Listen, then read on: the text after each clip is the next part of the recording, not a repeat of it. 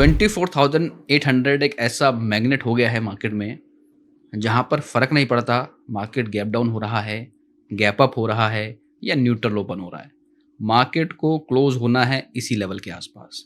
So hello everyone, this is Ashish Singh, a SEBI registered research analyst. Let's try to decode the market और ये find out करते हैं कि भई क्या ये जो 24,800 लेवल है, इतना इम्पोर्टेंट है मार्केट के लिए कि भले ही इतना सारा प्रेशर है, इतना सारा नेगेटिविटी है मार्केट के अंदर, फिर भी 24,800 क्यों स्ट्रॉन्ग है? क्यों रुका हुआ है? क्या ये एक बड़े क्रैश की तरफ बढ़ रहा है मार्केट कि 24,800 पे बार-बार होल्ड करके बार-बार ये ब्रेक हो रहा है, मल्टीपल टाइम ब्रेक हुआ, तो क्या ये एक अर्ली साइन है कि ये जो साइलेंस है, यहाँ पर कोई सिग्नल जैसा मिल रहा है हम लोगों को भी 24,800 बहुत ज़्यादा दिन तक सेफ नहीं रहने वाला है। तो आज की यदि बात करें मार्केट में कि आज का जो मार्केट को थोड़ा-सा समझने की कोशिश करें कि आज का मार्केट ओपन हुआ, ऑलमोस्ट न्यूट्रल ओपन हुआ। उसके बाद ऑल ऑफ सडन 733-34 तक ये गया, बहुत तेज गिरावट आई। फिर वहाँ से बहुत तेज अप भी आया, 800 के आसपास आया और फिर उसके बाद ये पूरा दिन शांत रहा।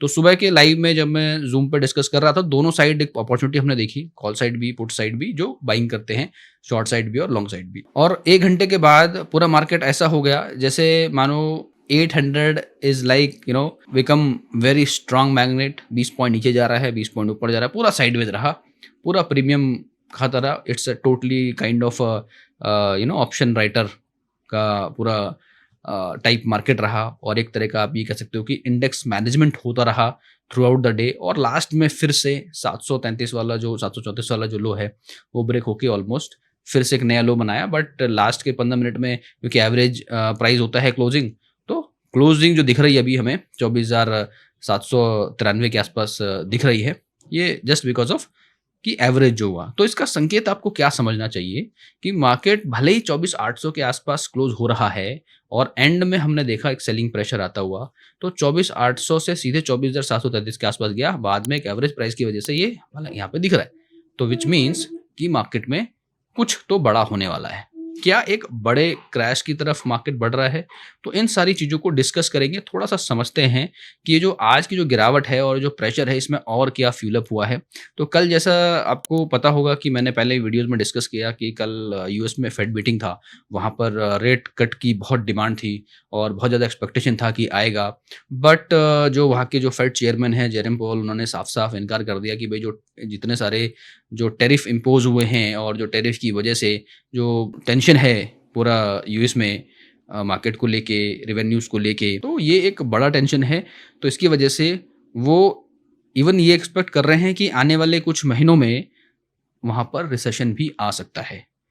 इसी को मद्देनज़र रखते हुए उन्होंने कोई रेट कट नहीं दिया, नो रेट कट बोला, जो मार्केट ने सही नहीं लिया, नेगेटिवली लिया और जो यूएस मार्केट है उसमें काफ़ी गिरावट देखने को मिली और थोड़ा-सा टर्बुलेंस भी देखने को मिला। साथ के साथ इज़राइल और ईरान का कॉन्फ्लिक्ट तो डे बाय डे बढ़ता ही जा रहा है। इवन यूएस पे भी जो है अनाउंसमेंट कर दिया उन्होंने, ईरान ने, कि भाई हम उस पे भी हमला करेंगे इन केस यदि यूएस सपोर्ट करता है। तो ये सारी चीज़ें हमने कल डिस्कस की थी। तो ये जो एस्केलेशन है मिडल ईस्ट में, जो लगातार एस्केलेट हो रहा है, ये अच्छा पॉइंट तो नहीं है। Obviously, this will fuel up to the next crash in the market globally and over and above ये जो इन्फ्लेशन का आया उसकी वजह से क्या हुआ कि आईटी सेक्टर पे एकदम से जो है गाज गिरी और आईटी सेक्टर बहुत बुरी तरीके से आज गिरता हुआ दिखा। जो निफ्टी आईटी है उसने निफ्टी को बहुत ज़्यादा प्रेशर में डाला।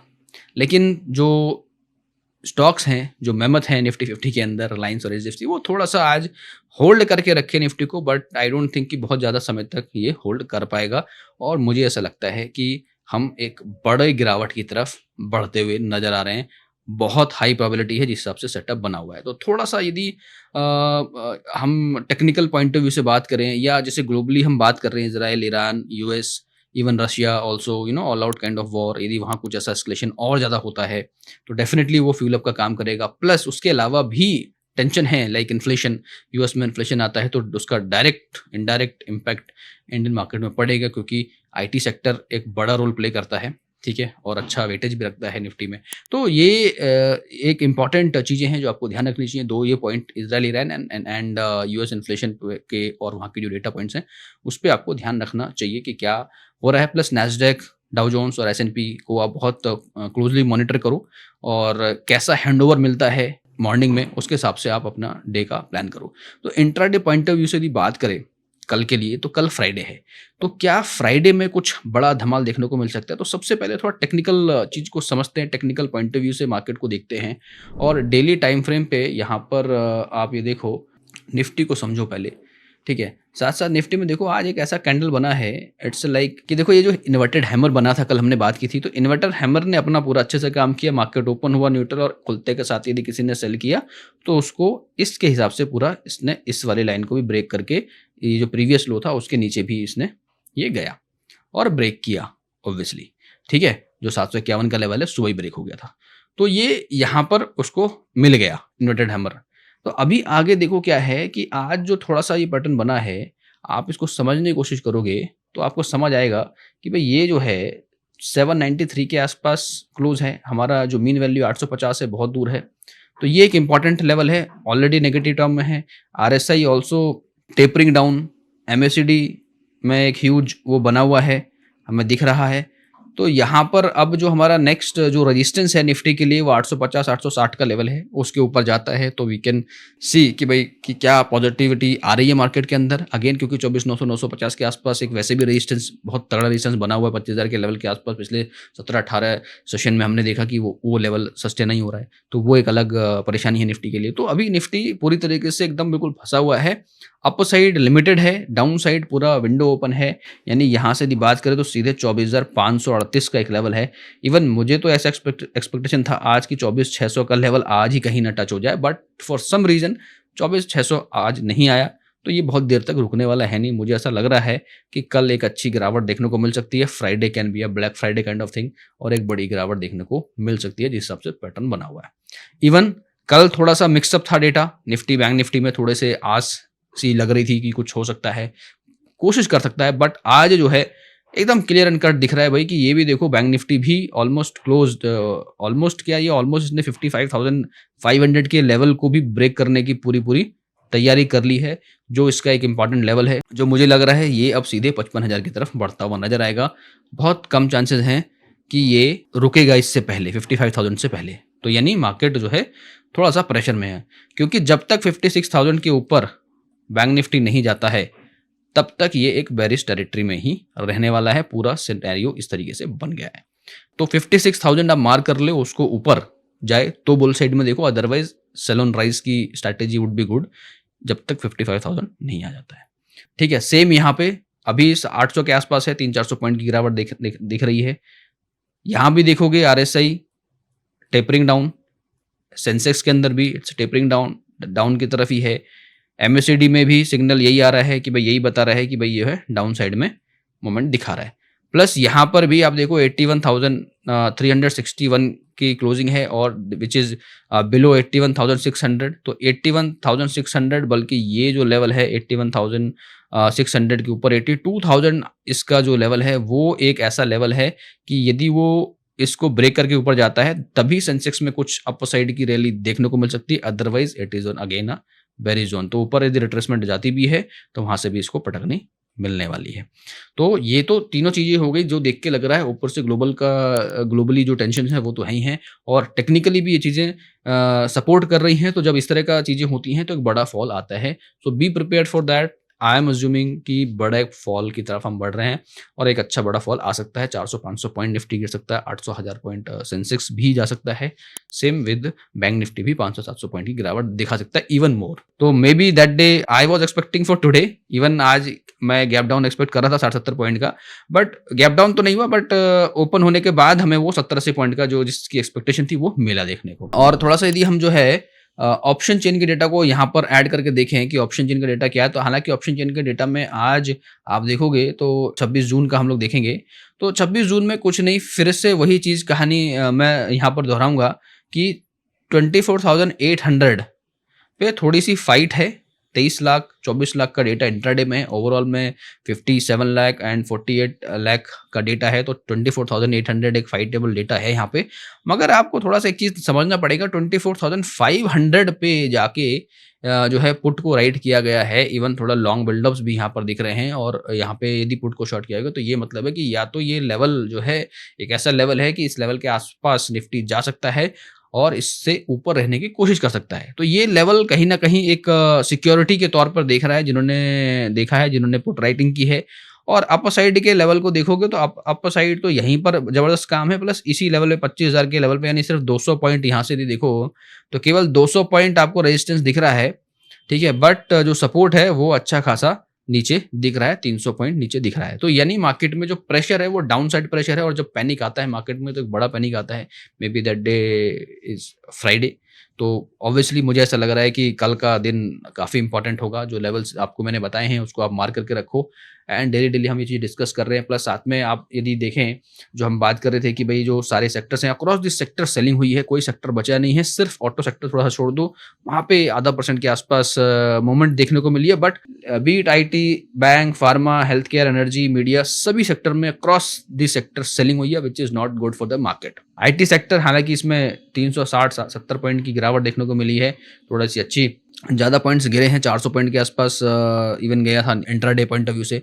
तो एक बड़ी वहाँ पर चीज़ें देखने को मिली हैं। प्लस साथ के साथ यदि हम ओवरऑल देखें मार्केट को, तो वहाँ पर आप Brent crude oil because of the tensions, ये आपको यहाँ पे इंक्रीमेंट दिख रहा है, which is not good. Even gold का हम देखते हैं, गोल्ड की वैल्यू में भी इंक्रीमेंट दिख रहा है, हालांकि कम है, बट 1% 2% क्रूड ऑयल और ब्रेंट क्रूड बढ़ा हुआ है, which is not good for the market. तो ये अच्छे संकेत नहीं है। प्लस डॉलर इंडेक्स भी यहाँ पर थोड़ा सा माइनर परसेंटेज चीज है, ऑलमोस्ट न्यूट्रल है, which is okay. INR depreciate होता हुआ दिखा हुआ है, that is not because the IT sector down, inflation का चक्कर है वहाँ पर, कमिंग मंथ में आ सकता है। जेरोम पावेल ने बिल्कुल क्लियरली कह दिया कि भाई वी आर नॉट डिनाइंग कि इन्फ्लेशन नहीं आ रहा है, इन्फ्लेशन आ सकता है।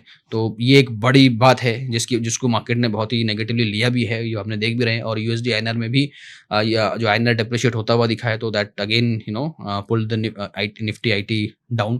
तो IT सेक्टर में प्रेशर हो सकता है कुछ दिन और देखने को मिले इस तरीके का।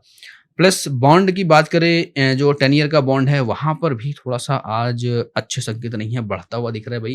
तो ये एक अच्छे संकेत नहीं है मार्केट के लिए। तो ओवरऑल मार्केट चारों तरफ से घिरा हुआ है, ऐसे सिनेरियो में तो एक अच्छा क्रैश लग रहा है कि आना होना चाहिए 400-500 point. I am expecting at least की 24,500 24,600 के लेवल देखने चाहिए। और मेरा एक्सपेक्टेशन ये है फिलहाल कि ये जो हम चार्ट पे देख रहे हैं, चार्ट पे ये क्लियरली दिख रहा है कि भाई ये जो लेवल हैं लगातार लोअर लो बन रहे हैं, और ये यहाँ से 24,500 का जो लेवल है वो टूटता हुआ दिख रहा है।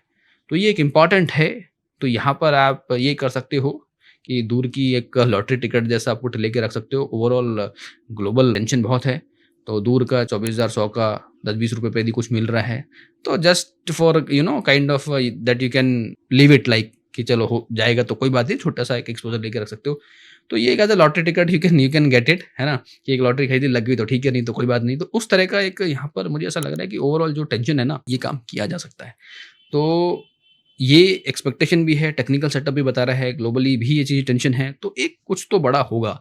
Something is big cooking inside that everybody knows. थोड़ा सा यहाँ पे जो इंडिया विक्स है वो थोड़ा कूल है, बट उसके पीछे भी कुछ वजह है कि वो इवन 14-15 के आसपास है, तो प्रीमियम में उतनी बढ़ोतरी नहीं दिख रही है। बट ओवरऑल अभी जो टेंशन है, जो ग्लोबली मार्केट में टेंशन है, उसके बाद से एकदम शूटअप करने का नहीं, एकदम जो फॉल है वो एक्सपेक्टेड हो सकता है। जब बहुत ज़्यादा शांत रहती है ना कोई चीज़ें, तो there is something inside cooking. तो वो एक सिनेरियो अभी मार्केट में चल रहा है। हो सकता है फ्राइडे और on a Monday you may see big fall in Nifty, Bank Nifty and Sensex. So stay cautious and be vigilant and keep looking all the scenarios, all the developments क्या हो रहा है market में, and then take action.